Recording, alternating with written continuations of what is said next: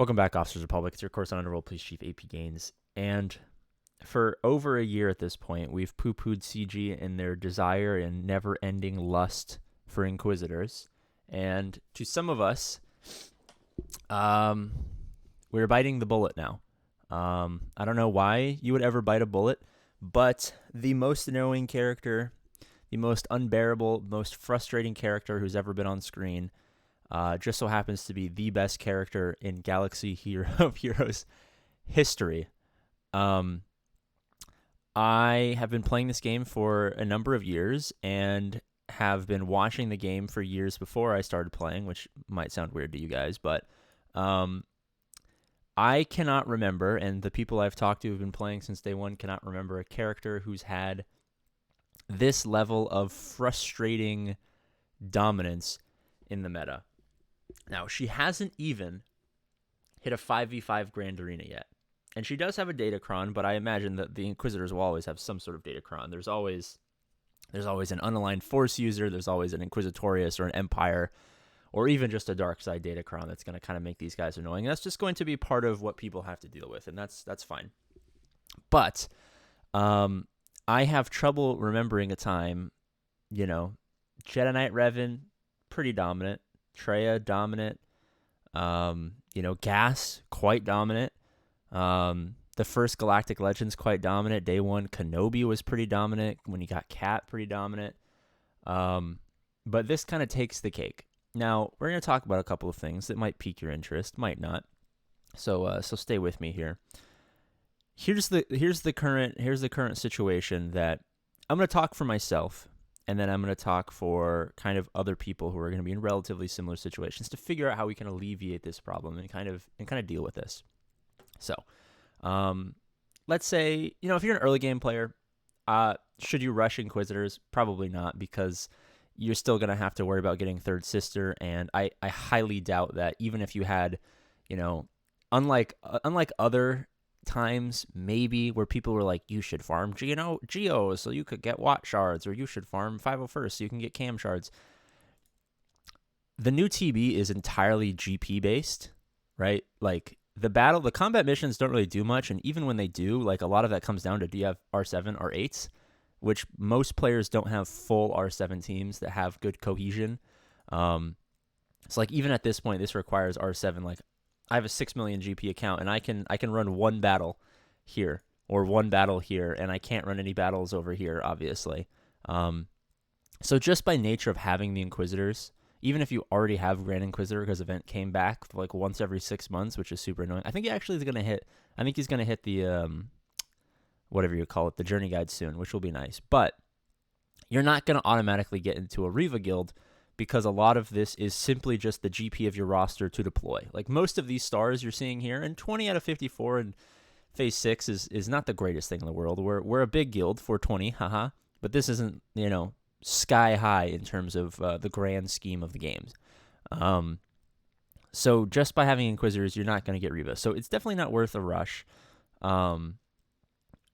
Is it worth getting it in the mid-game? Like post, let's just say post one Galactic Legend, you got your JMK, your Core 8, maybe one Backbone team, a few auxiliary teams. You got, Executor, no Profundity. Executor, double get 2, and maybe like me, kind of like a weak Chimera team. You got a little bit of Interceptor, a little bit of TIE Defender. You're mid-game, right? You're 4 to 6 million GP, somewhere in that range. Is it worth it? I would say that if you already have like 80 plus Riva shards, which you likely don't if you're in that place, let me tell you from experience, because I have 39 of them, and I just cracked endgame. If by some miracle that happens, I would say sure. Grand Inquisitor is a good team, but I don't think that the Grand Inquisitor has a solid place in the meta unless you are within, call it 6 months of Third Sister. I think that's a pretty fair assessment of the team in the grand scheme of things. They're fantastic. If you care about territory wars, like if you're a big TW guy, great team. Like definitely one of the top tier non-Galactic Legend territory war teams. I guess even considering Galactic Legends, these are pretty bang dang good territory war teams. But if you're in that 4 to 6, and you're in that 1, maybe 2 Galactic Legends, 1, probably not 2 S tier ships, you got your core 8, a few auxiliary teams, and maybe a couple of backbone teams. Is this worth it? It's a great backbone team. Like, don't get me wrong. Like, of the backbone teams that are in the game, the Grand Inquisitor team is solid. It's up there. It's better than the Tuskens. It's not better than Aphra. Jedi Knight Luke I'd probably prefer. It's better than Radis, but Radis gets you the fucking profundity. Malgussi I would say is probably better. Starkiller is probably better. Maul is maybe not as good, maybe comparable depending on relics and stuff like that. But you're probably kind of out of luck at that point. Here's the thing. It's an uncommon character. The third sister, Reva, is uncommon. I don't think we have any data at the moment. Like, I could probably pull up the data right now. It updates every couple of days. I don't think we have the data about exactly how many Revas are in the game. I would imagine it's probably the lowest number down here. Let me just Control F to find it. Yeah, we don't have any data just yet. No, yeah, we have no data just yet about the total number of Revas that are in the game. I imagine we'll probably have that in the next couple of days. But it is incredibly unlikely that you are going to come across this team. So what do you do? Do you plan to beat it? Do you build a counter? Do you plan to get it so that you can maybe have her slightly earlier? What do you do? Now, in typical Capital Games fashion, I imagine the solution to Third Sister will be sold to us in the near future. Whether that comes in the form of another backbone team through Conquest, comes through another Galactic Legend, like everyone wants to see Endor Leia or whatever, Could be at Endor Leia, sure. Could it be Darksaber Bando with the Mythosaur? I mean, hopefully the Mythosaur. Oh, dude, can you imagine how fucking cool Mando would be as a Galactic Legend, and his ult, he calls into the Mythosaur and just starts fucking people up? That would be great. But as every day one test goes, when a new OP character comes out, we kind of panicked a little bit. I agree, we panicked a little bit. I'll have a meme video about some farming that I'm doing coming out soon. But I would say it's not really that big a deal. Like, obviously, if you're top 200, 250, you have to deal with your own problems because you got to spend so much money anyway that people probably have Reva or preparing for Reva or whatever. Like, they're kind of outside of the realm of the other 99.99% of people who play this game, right? The 250 people who are going to have to deal with Reva on a daily basis are not like the other 400,000 people who won't. So, should you build the team? I mean, if you're within striking distance, you probably should. Like, I think that's a pretty obvious assumption. Like, if I had 300 shards of Reva, I would be farming my Inquisitors as fast as humanly possible.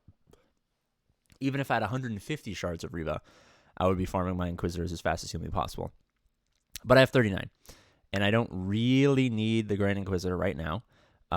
Maybe as you progress towards Scythe, because obviously farms have very, very many complex layers. I would say, generally speaking, if you are near Scythe, could be a good idea to start preparing for Grand Inquisitor, right? Like, I'm going to have Scythe way before I have Reva. I would say maybe as I approach unlocking the Scythe, I would think about it.